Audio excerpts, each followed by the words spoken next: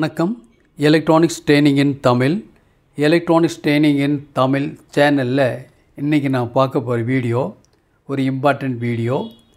நிறைய வியூவர்ஸ், நிறைய ஸ்டூடெண்ட்ஸ் கேட்ட பெரும்பாலான கொஸ்டின்ஸ் என்ன அப்படின்னு கேட்டால், டிரான்சிஸ்டர் ஏன் ஷார்ட் ஆகுது? ஒரு சில பேர் நான் பர்டிகுலர் ஸ்டேஜில், உதாரணமாக ஒரு CRT TV horizontal output section, அந்த செக்ஷனில் இருக்கிற டிரான்சிஸ்டர் அடிக்கடி நான் ரீப்ளேஸ் பண்ணிக்கிட்டே இருக்கேன். ஒரு ரீப்ளேஸ் பண்ணி 1 or 2 days அந்த டிவி ரன் ஆகுது, ஃபெயிலியர் ஆகுது, மறுபடியும் ஒரு டிரான்சிஸ்டர் மாற்றுறேன். இல்லை எஸ்எம்பிஎஸ் பவர் சப்ளை அவுட்புட்டில் வரக்கூடிய அந்த டிரான்சிஸ்டர் அடிக்கடி ஷார்ட் ஆகுது. ஒவ்வொரு தடையும் நான் எடுத்து செக் பண்ணும் பொழுதெல்லாம் அந்த டிரான்சிஸ்டர் ஓப்பன் கிடையாது, ஷார்ட் ஆகுது. அப்படின்னா அந்த டிரான்சிஸ்டர் ஷார்ட் ஆகிறதுக்கு என்ன காரணம்? அது தெரிஞ்சால் நான் அந்த டிவியை அல்லது அந்த எஸ்எம்பிஎஸ் பவர் சப்ளையை என்னால் சரி செய்ய முடியும். ஏதாவது ஐடியா கொடுக்க முடியுமா அவங்களுக்காக அந்த வீடியோ. தலைப்பு டிரான்சிஸ்டர் ஏன் ஷார்ட் ஆகுது. இப்போது பார்க்குறீங்க, இந்த சர்க்கியூட்லேருந்து பார்க்குறீங்க, இது ஒரு எஸ்எம்பிஎஸ் பவர் சப்ளை. உங்களுக்கு தெரியும், இது ஒரு 10 ஆம்பியர் 12 volt 10 ஆம்பியர் இருக்கக்கூடிய ஒரு எஸ்எம்பிஎஸ். இப்போ இதில் பார்த்தீங்கன்னா எல்லா காம்போனண்ட்டும் இருக்குது இல்லையா? ஃபியூஸ் இருக்குது, மாஸ்பெட் இருக்குது, டிரான்சிஸ்டர் இருக்குது, ஐசி இருக்குது, டிரான்ஸ்ஃபார்மர் இருக்குது, ஃபில்டர் கெப்பாசிட்டர் இருக்குது, ரெசிஸ்டன்ஸு, எவ்ரிதிங் எல்லாமே இருக்குது. ஒவ்வொரு காம்போனண்ட்டும் ஃபெயிலியர் ஆகும். ஏன்னா இப்போ ஒரு கம்ப்ளைண்ட் வந்திருக்கு அப்படின்னா அதில் காம்போனண்ட் ஃபெயிலியர்னு அர்த்தம். ட்ராக்கெல்லாம் ஓப்பன் ஆகாது. கண்டிப்பாக ஒரு சர்க்யூட் அப்படின்னா ஃபெயிலியர் ஆச்சுன்னா அதில் ஏதோ ஒரு காம்போனண்ட் ஃபெயிலியர்னு அர்த்தம். அந்த காம்போனண்ட்டை கண்டுபிடிக்க தான் நான் படிச்சுட்ருக்கோம். அதுதான் சர்வீஸ். எந்த ஒரு போர்டாக இருந்தாலும் சரி, எந்த ஒரு சர்க்யூட்டாக இருந்தாலும் சரி, ஃபஸ்ட்டு என்ன பண்ணுவாங்க அப்படின்னா ஒரு ஸ்கிமேட்டிக் டயக்ராமை ரெடி பண்ணிடுவாங்க. அந்த டயக்ராம் ரெடி பண்ணதுக்கப்புறம் அதுக்கு பிறகு தான் என்ன பண்ணுவாங்க, பிசிபி மவுண்டிங் காம்போனண்ட்ஸ் எல்லாமே. அப்புறம் இந்த போர்டை ரன் பண்ண வைக்கும் பொழுது ஏதாவது கம்ப்ளைண்ட் வரும் பொழுது அந்த கம்ப்ளைண்ட்டை பொறுத்து சில ப்ளஸ் ஆர் மைனஸ் சேஞ்ச் பண்ணுவாங்க. ஒரு ரெசிஸ்டன்ஸ் வேலையை கூட்டுறதோ குறைக்கிறதோ இதெல்லாம் மெல்ல பண்ணுவாங்க. முதல்ல சர்க்யூட் தியரி வந்து 100% பெர்ஃபெக்டாக இருந்தால் மட்டும்தான் இந்த மாதிரி ஒரு பிரிண்டட் சர்க்யூட் போர்டே ரெடி ஆகும். அப்புறம் தான் ஒரு ப்ராஜெக்ட் ரெடி ஆகும். ரன் ஆகும் பொழுது வர்ற கம்ப்ளைண்ட்டை சரி பண்ண சின்ன மாடிஃபிகேஷன் பண்ணுவாங்க, அவ்வளோதான். சின்ன மாடிஃபிகேஷன், அவ்வளோதான், வேறு ஒன்றும் இருக்காது.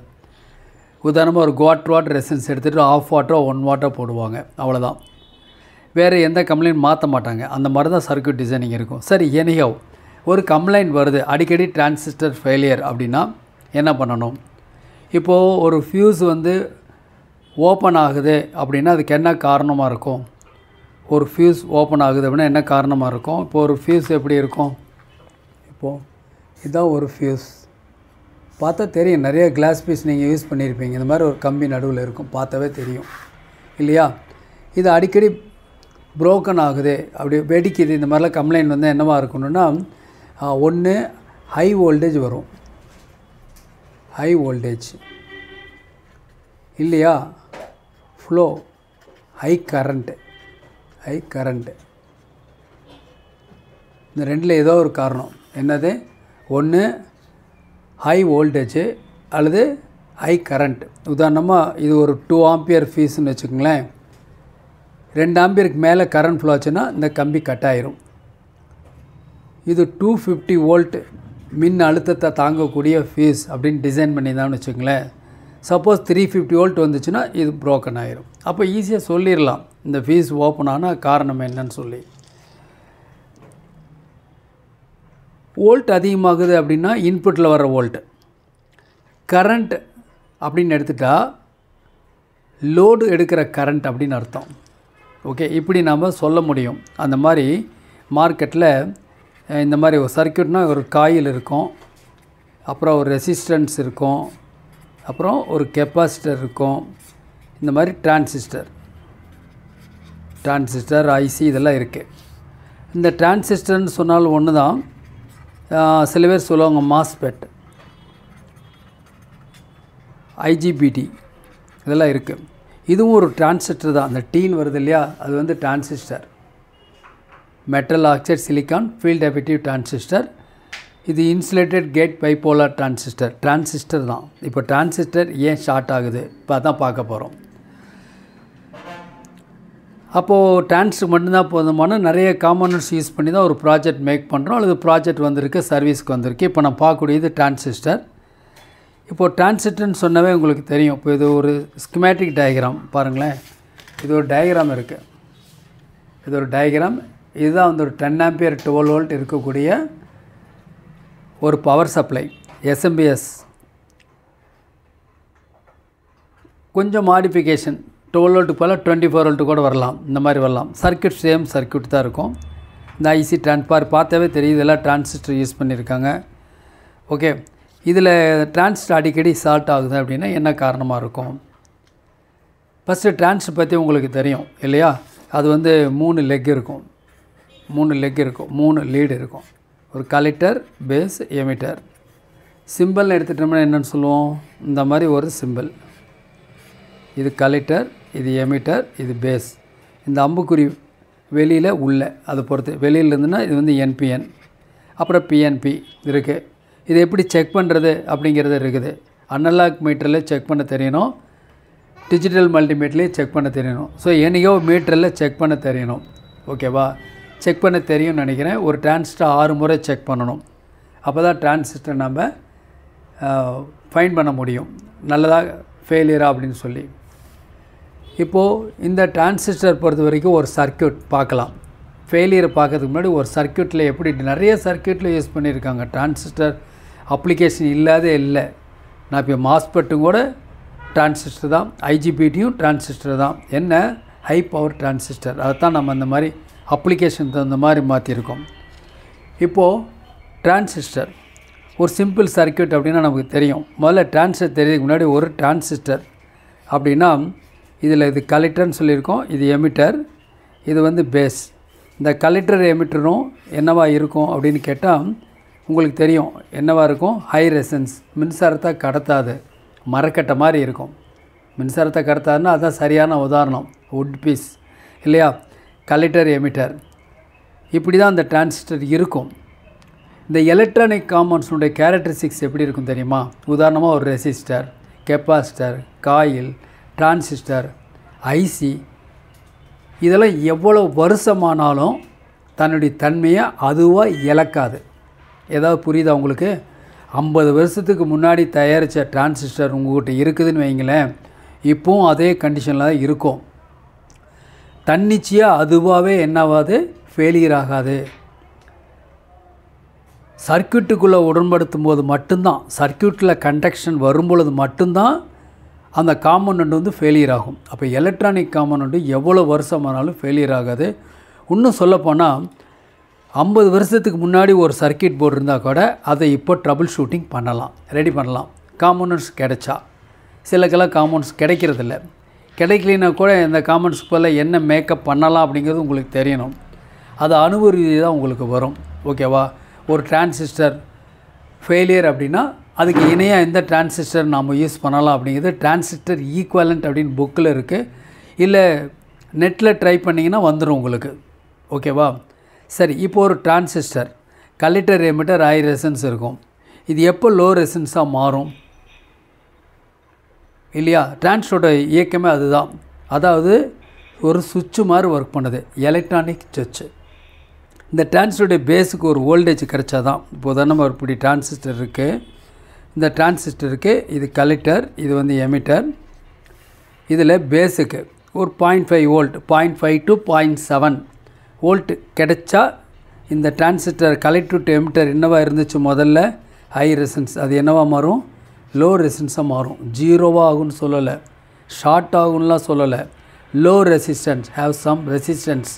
ஹை ரெசன்ஸ்லேருந்து லோ ரெசன்ஸ். இதுதான் இந்த டிரான்சிஸ்டரோட ஆக்ஷன். எப்போது அந்த பேஸுக்கு அந்த பர்டிகுலர் வோல்டேஜ் கிடைக்கணும்.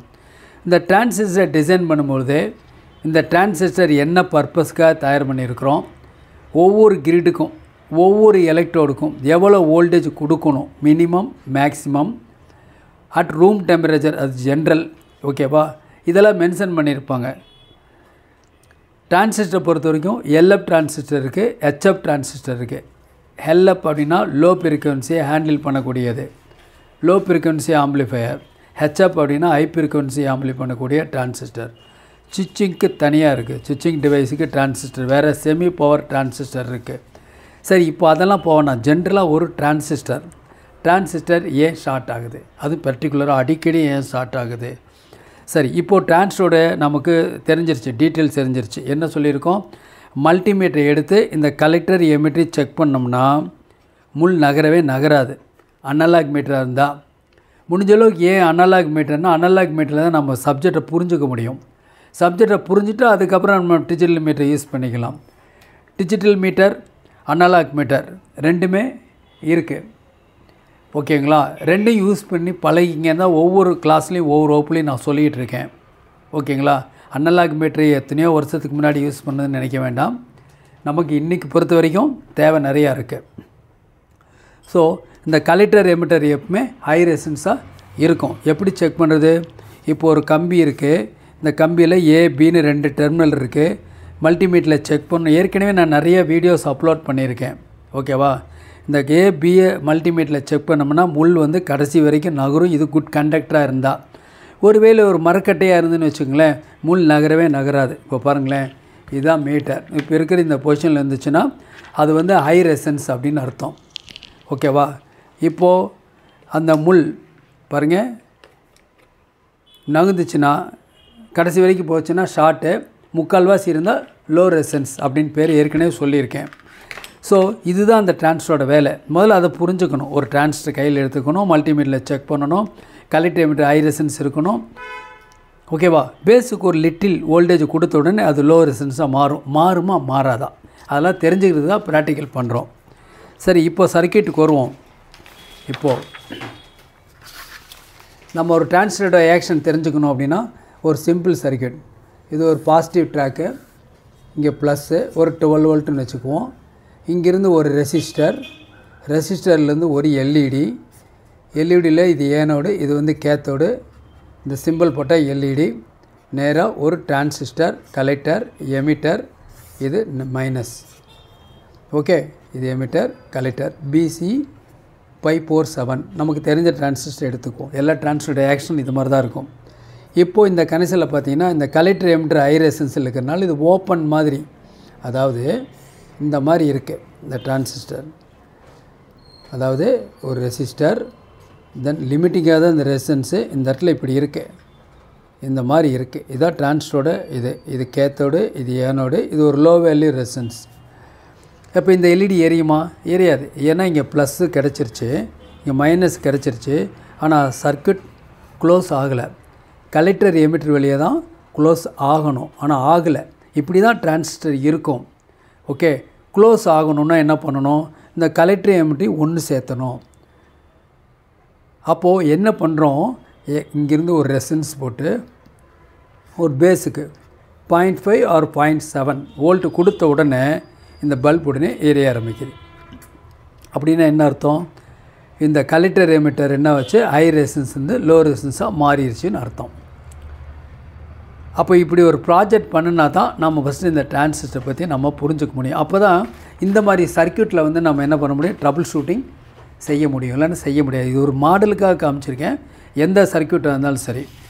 ஓகே, அப்போது டிரான்சிஸ்டருக்கு ஒரு எல்இடி நான் லோடாக காமிச்சிருக்கேன். சரி, இப்போது இந்த 0.5 வோல்ட்டுன்னு இருக்கு இல்லையா, ஒவ்வொரு டிரான்சிஸ்டரும் மேனுஃபேக்சர் என்ன பண்ணியிருக்கேன், இவ்வளோ வோல்ட்டுன்னு சொல்லியிருக்காங்க. இப்போது 0.5 நான் உதாரணத்துக்கு சொல்லியிருக்கேன். 0.4 வந்துச்சுன்னா என்ன ஆகும் அப்படின்னு கேட்டால் இந்த டிரான்சிஸ்டர் கண்டக்ஷன் ஆகாது, இந்த எல்இடி எரியாது. ஓகே, மறுபடியும் ஒன்ஸ் அகைன் பாருங்கள், ஒரு ரெசிஸ்டர், ஒரு எல்இடி, ஒரு டிரான்சிஸ்டர், கலெக்டர், எமிட்டர். இது கலெக்டர், எமிட்டர், இது பேஸ். இந்த எல்இடி எரியாது. இங்கே ப்ளஸ் வோல்ட் மைனஸ் கொடுத்துட்டோம், பேஸுக்கு வோல்ட்டு கொடுத்தா ஒர்க் பண்ணணும்னு சொல்லியிருக்கோம். இப்போ இந்த டிரான்சிஸ்டர் பேஸுக்கு 0.5 வோல்ட் வரதா வச்சுக்கோமே இந்த ரெசிஸ்டன்ஸ் மூலிமா. ஆனால் இந்த டிரான்சிஸ்டர் நிறைய டிரான்சிஸ்டர்னு நேம் நான் இது சொல்லலை. ஓகேவா? ஒவ்வொரு டிரான்சிஸ்டர்லையும் கொடுத்துருக்காங்க. அப்போது இந்த டிரான்சிஸ்டர் எப்படி இருக்கணும்னா இதுக்கு 0.7 வோல்ட் வந்தால் தான், அல்லது 0.6 வோல்ட் வந்தால் தான் இந்த டிரான்சிஸ்டர் ஆன் ஆகும். ஆனால் 0.5 தான் கொடுத்துருக்குறோம். 0.5 தான் கொடுத்துருக்கோம். அப்படின்னா இந்த டிரான்சிஸ்டர் கட் ஆஃப் ஸ்டேஜில் தான் இருக்கிறதா அர்த்தம். ஒர்க் பண்ணாது. இது ஒர்க் பண்ணணுன்னா என்ன பண்ணணும் அப்படின்னு கேட்டால், ஒரு 0.1 வோல்ட்டை நாம் இதில் ஆட் பண்ணணும். ஆட் பண்ணால் இந்த ஒர்க் பண்ணணும், சர்க்கியூட் ஒர்க் பண்ணணும். என்ன பண்ணலாம் சர்க்கியூட்டில்? மறுபடியும் 1 செகண்ட், அது அப்படியே இருக்கட்டும். பாருங்கள், இப்போ என்ன சொல்லிக்கோம்? ரெசிஸ்டன்ஸு, ஒரு எல்இடி, டிரான்ஸ்டரோட கலெக்டர், எமிட்டர்.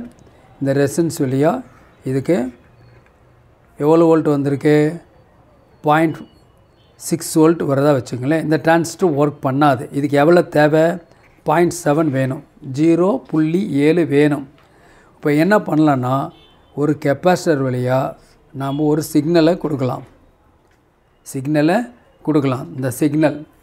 இந்த சிக்னல் அப்படின்னா அதில் என்ன இருக்கும்? சிக்னல் அப்படின்னா இந்த மாதிரி இருக்கும். இதுதான் ஒரு சைன் வேவ் சொல்கிறோம்.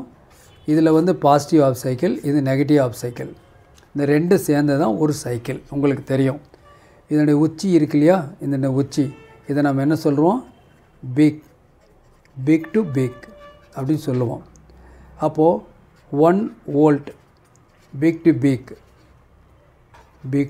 பிக் அப்படின்னா என்ன அர்த்தம் அப்படின்னா, 0.5 வோல்ட் பாசிட்டிவும் 0.5 வோல்ட் நெகட்டிவ் இருக்கிறதா அர்த்தம். இந்த டிரான்சிஸ்டருக்கு மினிமம் எவ்வளோ வோல்ட் வந்து சொல்லுங்கள்? 0.7 இருந்தால் கண்டக்ஷன் ஆகும். ஆனால் 0.6 தான் வருது. இந்த பேஸ் பயாஸ் ரெசிஸ்டன்ஸ் மூலிமா எல்இடி ஏரியில் இது ஒர்க் பண்ணலை. ஆனால் 0.7 வேணும். அதுக்கு மேலே எவ்வளோ வேணால் இருக்கலாம். அதுவும் லிமிட்டுக்கு மேலே போச்சுன்னு வச்சுங்களேன், அதுவும் ஆபத்து. சரி, இப்போது இந்த மாதிரி வோல்ட் தான் 1 வோல்ட் பிக் டு பிக் உதாரணத்துக்காக கொடுத்துருக்கேன். அப்போ 0.5 பாசிட்டிவும் 0.5 நெகட்டிவ் இருக்கிறதாக அர்த்தம். இப்போது ஒரு டிரான்சிஸ்டர், நான் சொன்ன மாதிரியே ஒரு ரெசிஸ்டர், இந்த மாதிரி எல்இடி கொடுத்துருக்கு, கலெக்டர். இது வந்து மைனஸில் இருக்குது, மைனஸ், இது ப்ளஸ்ஸு இருக்குது. அப்படின்னா ஒரு ரெசிஸ்டன்ஸ் மூலிமா ஒரு கட் ஆஃப் ஸ்டேஜில் இருக்குது. இப்போது ஒரு கெப்பாசிட்டர் மூலிமா நம்ம ஒரு சிக்னல் கொடுக்குறோன்னு வைங்களேன். அதில் positive half cycle, negative half cycle. Positive half cycle உள்ளே போச்சுன்னு வைங்களேன், ஏற்கனவே இது மூலிமா ஒரு 0.5 வோல்ட் வந்துட்டுருக்கு. இதில் வர்ற வோல்ட் இப்போ 1 வோல்ட் பிக் டு பிக் அப்படின்னா 0.5 ப்ளஸ்ஸு 0.5 மைனஸ் இருக்கிறதா அர்த்தம். அப்போ பாசிட்டிவ் ஆஃப் சைக்கிள் போகும்போது இந்த ரிசல்டன்ட் வோல்டேஜ் 1 வோல்ட்டாக மாறும். இந்த எல்இடி உடனே எரிய ஆரம்பிச்சிடும். நெகட்டிவ் ஆஃப் சைக்கிள் வரும்போது ஏற்கனவே 0.5 பாசிட்டிவ் இருக்குது, ரெண்டு கட் பண்ணிடும், 0 வோல்ட் ஆயிரும், கட் ஆஃப் ஆயிரும். ஏற்கனவே இந்த 0.5 இருந்தாலே கட் ஆஃபில் தான் இருக்குது, கூடவே 0 பண்ணிடும். அப்போது சிக்னல் தொடர்ந்து வரும்போது என்னாகும் அப்படின்னா, இந்த மாதிரி சிக்னல் வரும் பொழுது, சிக்னலில் பாசிட்டிவ் ஆஃப் சைக்கிள் வரும்போதெல்லாம் இந்த எல்இடி எரியும், நெகட்டிவ் ஆஃப் சைக்கிள் வரும்போதெல்லாம் இந்த எல்இடி எரியாது.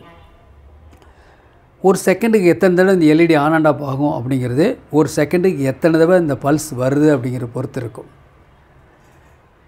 ஒருவேளை இதில் வர்ற பல்ஸ் வோல்டேஜ் லிமிட்டுக்கு மேலே வந்துருச்சுன்னு வைங்களேன், இப்போ தான் என்ன ஆகுனா டிரான்சிஸ்டர் ஓவராக கண்டக்ஷன் ஆகும்.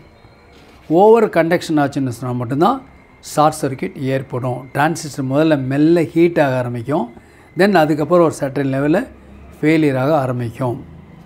ஒரு டிரான்சிஸ்டரை பொறுத்த வரைக்கும் எப்படி, நாம் இது ஒரு டிரான்சிஸ்டர், இந்த எமிட்டர், இந்த இடத்துல ஏன்னு போட்டால் அம்மீட்டர், இந்த கலெக்டில் ஒரு ஏன்னு போடுறேன், இது ஒரு அம்மீட்டர், இது ஒரு ப்ளஸ்ஸு, இங்கிருந்து ஒரு அம்மீட்டர் போடுறேன், இங்கே ஒரு ரெசிஸ்டன்ஸ் போட்டு பேஸுக்கு. இது ஒரு எல்இடி இருக்கலாம், இல்லாமல் இருக்கலாம், அப்படி வச்சுக்கலாம். இந்த மாதிரி இருக்குன்னு வச்சுங்களேன். இப்போது இந்த இடத்துல 10 மில்லி ஆம்பியர் ஒரு சுவிட்சு வச்சு கண்டக்ட் பண்ணுறோம். ஒரு சுவிட்சு வச்சு இப்போது ஓப்பனில் இருக்குன்னா இந்த கரண்ட் ஃப்ளோ எதுவும் ஆகாது, இந்த இடத்துல கரண்ட் ஃப்ளோ எதுவுமே காமிக்காது. ஒருவேளை எல்இடி இருந்துச்சுன்னா இந்த எல்இடி எரியாது. இந்த சுவிட்சை க்ளோஸ் பண்ண உடனே இதில் கரண்ட் ஃப்ளோ ஆகும். இதில் வர்ற கரண்ட் ஃப்ளோ இப்படி ஃப்ளோ ஆயிரும். எப்படி? Base to emitter. இதில் கரண்ட் ஃப்ளோ ஆன மைக்ரோ செகண்ட்ஸ்லேயே இந்த லோட்லேருந்து டிரான்சிஸ்டர் வழியாக எமிட்டரில் கரண்ட் ஃப்ளோ ஆகும். இதில் 10 மில்லி ஆம்பியர் அப்படின்னா இதில் 100 மில்லி ஆம்பியர். இதில் எவ்வளோ ஃப்ளோ ஆகுனா 10 மில்லி ஆம்பியர் ப்ளஸ் 100 மில்லியாம்பேர். எல்லாமே உதாரணத்துக்காக சொல்லியிருக்கேன். அதிகபட்சம் மில்லியாம்பேர் ஃப்ளோ ஆகும். அப்போ டோட்டல் கரண்ட் எதில் வெளியே பார்க்கலாம், எமிட்டரில் பார்க்கலாம். ஒரு டிரான்சிஸ்டரை 3 விதமாக கண்டக்ட் பண்ணலாம். ஒன்று வந்து கான்ஃபிகரேஷன் இருக்குது. இது வந்து common emitter configuration, common base, common collector, common emitter. இதான் காமன் எமிட்டர் கான்ஃபிகரேஷன். பெரும்பாலும் நம்ம இதை தான் யூஸ் பண்ணுவோம், இப்படி தான் யூஸ் பண்ணுவோம். அப்ளிகேஷன் இப்படி தான் அதிகமாக இருக்குது. அப்போ சுவிட்சை க்ளோஸ் பண்ணணுன்னு இந்த அம்மீட்டரில் கரண்ட் ஃப்ளோ பார்க்கலாம். அந்த மைக்ரோ செகண்ட்ஸ்லேயே கலெக்டரில் கரண்ட் பார்க்கலாம். இந்த ரெண்டோட கரண்ட்டு எமிட்டரில் பார்க்கலாம். டோட்டல் கரண்ட் இது வெளியே தான் ஃப்ளோ ஆகும். அப்போ ஒரு லிமிட்டுக்கு மேலே கரண்ட் ஃப்ளோ ஆச்சுன்னு வச்சுங்களேன், அப்போ தான் இந்த டிரான்சிஸ்டர் என்ன ஆகும், ஹீட் ஆகும். ஹீட் ஆகி தென் அதுக்கப்புறம் தான் ஷார்ட் சர்க்யூட் ஆகும். அப்படி என்ன சொல்லலாம் அப்படின்னா, over base voltage, over base voltage. Base voltage ரிக்வயர்மெண்ட்டுக்கு மேலே ஓவராக வந்துச்சுன்னா என்ன ஆயிரும், உங்களுக்கு டிரான்சிஸ்டர் ஃபெயிலியர் ஆயிரும். சிக்னல் வந்தாலும் ஃபெயிலியர் ஆயிரும். கட் ஆஃப் ஸ்டேஜில் வச்சுட்டு ஒரு கெப்பாசிட்டி மூலியம் கொடுக்குற சிக்னலோட லெவல் இருக்குல்ல, ஒருவேளை பாருங்கள் ரொம்ப அதிகமாக இப்படி வந்துச்சுன்னு வச்சுங்களேன், அப்போ கூட என்ன ஆயிரும், உடனே இம்மிடியேட்டாக ஃபெயிலியர் ஆயிரும். ஓவர் சிக்னல் வந்தாலும் ஃபெயிலியர் ஆயிரும், ஓவர் வோல்டேஜ் வந்தாலும் ஃபெயிலியர் ஆயிரும். இதில் இருக்கிற வோல்டேஜ் பேர் சிக்னல் வோல்டேஜ்னு பேர். ஏற்கனவே இருக்க பேஸு கிடைக்கிற பிக்சட் பயாஸ் வோல்டேஜோட இந்த சிக்னல் வோல்டேஜ் ரெண்டு ஏடாகி தான் இந்த டிரான்சிஸ்டரை கண்டக்ஷன் பண்ண வைக்கிது. ஏன்னா நிறைய அப்ளிகேஷன் இருக்குது. ஓகேவா? ஒவ்வொரு ஸ்டூடெண்ட்டுமே சொல்லுவோம் பேசிக் எலக்ட்ரானிக்ஸில் பேசிக்ஸ் ஸ்ட்ராங்காக இருங்க. எவ்வளோ படிச்சிருந்தாலும் சரி, நீங்கள் இப்போது ஃபீல்டுக்குள்ளே இருக்கலாம், ஒரு எலக்ட்ரானிக் இண்டஸ்ட்ரி இருக்கலாம், அசம்பிளிங்கில் இருக்கலாம், வெவ்வேறு ஒர்க்கில் இருக்கலாம். ஆனால் ட்ரபுள் ஷூட்டிங் அப்படிங்கிறது அது வேறு. எலக்ட்ரானிக்ஸ் ட்ரைனிங் இன் தமிழ் சேனல் மூலிமா ஆன்லைன் ட்ரைனிங் கொடுத்துட்ருக்கோம். வியூவர்ஸ் எல்லாருமே ஒரு குவாலிஃபைடு என்ஜினியராக வரணும், வருவீங்கன்னு நம்பிக்கை இருக்குது. தொடர்ந்து வீடியோஸ் பாருங்கள். முடிஞ்சால் ஆன்லைன் ட்ரைனிங்கில் ஜாயின் பண்ணுங்கள். ஆன்லைனில் ட்ரைனிங்கில் ஜாயின் பண்ணுறதுனால என்ன பெனிஃபிட் அப்படின்னா, நீங்கள் ஆஸ் ஏ ஸ்டூடெண்ட்டாக இருக்கும் பட்சத்தில் உங்களுக்கு வரக்கூடிய டவுட்ஸ் எல்லாத்தையுமே ஒரு லஞ்ச் பிரேக்கில் நீங்கள் என்கிட்ட கேட்டு தெரிஞ்சுக்கலாம். இந்த கேட்டு தெரிஞ்சுக்கிறதுல தான் இந்த கோர்ஸோட சக்ஸஸே இருக்குது. நான் உங்களுக்கு சர்க்யூட் டயக்ராம் அனுப்பிச்சாலும், காம்பவுண்ட்ஸ் அனுப்பிச்சாலும், நீங்கள் ப்ராஜெக்டை மேக் பண்ணாலும் கண்டிப்பாக டவுட் வரணும். அதுக்கு தான் உங்களுக்கு ஆன்லைன் ட்ரைனிங். இண்டிவிஜுவலாக அட்டன் பண்ணுறீங்க, உங்கள் வீட்டில், உங்கள் இடத்துல. பக்கத்தில் ஒரு ஸ்டூடெண்ட் இருந்தால் கேட்டுக்கலாம், தெரிஞ்சுக்கலாம். அந்த வாய்ப்பெல்லாம் வேண்டாம். நீங்கள் உங்களுக்கு என்ன தெரியும் ஆக்சுவலாக, அதான் முக்கியம். ஒவ்வொரு ஸ்டூடெண்ட்டும் இந்த அப்சர்வேஷனை எதிர்பார்த்துக்கிட்டே இருக்கும். ஒவ்வொரு நாளும் நீங்கள் ப்ராஜெக்ட் சப்மிட் பண்ணுறத நான் அனுப்பிச்சு எத்தனை மணி நேரத்தில் அதை எனக்கு ரிப்பீட் அனுப்புகிறீங்க, எப்படி ஃபினிஷ் பண்ணியிருக்கீங்க அப்படிங்கிறது எல்லாமே நான் கவனிச்சிக்கிட்டே இருப்பேன். நீங்களும் கவனிச்சிக்கிட்டே இருப்பீங்க. ஏன்னா ஸ்கில் என்னங்கிறது உங்களுக்கு தெரிஞ்சிடும். எனக்கு தெரிகிறதோட நம்மளால் அந்த ப்ராஜெக்ட் பண்ண முடியுதா, என்ன காரணம், ஏன் அதை நம்ம ப்ராஜெக்ட் கம்ப்ளீட் பண்ண முடியல, என்ன இன்னெபிலிட்டி இருக்குல்ல அப்படிங்கிறது உங்களுக்கு தெரியணும். அப்போ தான் அடுத்தடுத்த ஸ்டெப் நான் போக முடியும். சரி, இப்போது ஒரு டிரான்சிஸ்டர் ஃபெயிலியர் அதுக்கு என்ன காரணம்னு சொல்லியிருக்கோம். பேஸுக்கு கிடைக்கக்கூடிய ஹை வோல்டேஜ் அல்லது ஹை சிக்னல் அதன் மூலிமா ஃபெயிலியர் ஆகும். ஓகேவா? இப்போ ஒரு சர்க்யூட் பாருங்கள். இதில் சர்க்யூட்டில் பார்த்திங்கன்னா இதில் வந்து இந்த மாதிரி இது ஒரு டிரான்ஸ்ஃபார்மர் இந்த இடத்துல வந்திருக்கு. இந்த இடத்துல ஒரு டிரான்ஸ்ஃபார்மர் 2 டிரான்சிஸ்டர் சேர்ந்து தான் சுவிட்சிங் பண்ணும். ஓகே, இப்போ இந்த மாதிரி சர்க்யூட் எடுத்துக்கோமே. உதாரணமாக பாருங்களேன், ஒரு சர்க்யூட் நான் காமிக்கிறேன். இது ஒரு டிரான்சிஸ்டர் சர்க்யூட்டு. இந்த இடத்துல எல்இடிக்கு பதிலாக ஒரு டிரான்ஸ்ஃபார்மர் லோடாக இருக்குது. Transformer, collector, emitter. இது ப்ளஸ்ஸு, இங்கே மைனஸ். இதில் ஒரு செகண்டரி காயில் இருக்குது. இது ஒரு இன்வெர்ட்டர் சர்க்யூட் வச்சுங்களேன். இது 12 வோல்ட் டிசி கொடுக்குறீங்க. இங்கே 230 வோல்ட் ஏசி எடுத்துக்கலாம். அதாவது டிசி டு ஏசி. இதுக்கு பேர் தான் இன்வெர்ட்டர் அப்படின்னு பேர். அந்த மாதிரி எடுக்கலாம். 1.5 வோல்ட்டில் இருந்து கூட 1000 வோல்ட்டு கூட எடுத்துடலாம், ஏசி எடுத்துடலாம். ஓகே, ஒரே ஒரு இண்டிவிஜுவல் செல், ஒரு AA செல் இருக்கு இல்லையா, அந்த செல்லை பயன்படுத்தி கூட நம்ம அவுட்புட் ஏசி எடுக்க முடியும். சரி, இப்போ இதில் பார்த்தோம்னா இதில் எப்படி வரும் அப்படின்னா, இதில் சுவிட்சிங் ஆகணும், இதுக்குள்ளே ஆன் அண்ட் ஆஃப் ஆகணும். ஒரு பிக்சட் ரெசிஸ்டன்ஸ் கொடுத்துட்டு ஒரு கெப்பாசிட்டி வழியாக இந்த இடத்துல சிக்னலை உற்பத்தி பண்ணக்கூடிய சர்க்யூட்டு பேர் ஆசிலேட்டர் அப்படின்னு பேர். இதுக்கு பேர் ஆசிலேட்டர். அப்போ ஆசிலேட்டர் சர்க்யூட் மூலிமா சிக்னல் கொடுக்குறோம். ஒரு செகண்டுக்கு 50 டைம்ஸ், 50 தடவை ஒரு 50 சிக்னல் வரதா வச்சுக்கலாமே. வச்சோன்னு வச்சுங்களேன், அப்போ இந்த டிரான்சிஸ்டர் என்ன ஆகும்னா 50 டைம்ஸ் வந்து ஆன் ஆஃப் ஆகும். 50 தடவை. ஒரு செகண்டுக்கு 5 லட்சம் தடவை ஆன் ஆகிற டிரான்சிஸ்டர்லாம் இருக்குது சிக்னலுக்கு தகுந்த மாதிரி. அப்போது சிக்னல் ஏதாவது ஹை ஆயிடுச்சுன்னா பீக் லெவல் அதிகமானால் கூட டிரான்சிஸ்டர் ஃபெயிலியர் ஆயிரும்.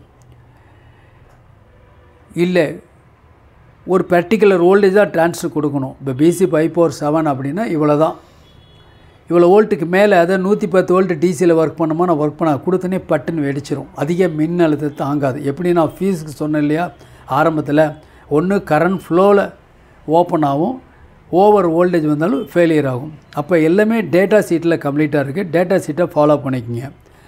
அப்போது 50 டைம்ஸ் இந்த டிரான்சிஸ்டர் ஆன் அண்ட் ஆஃப் ஆகும்.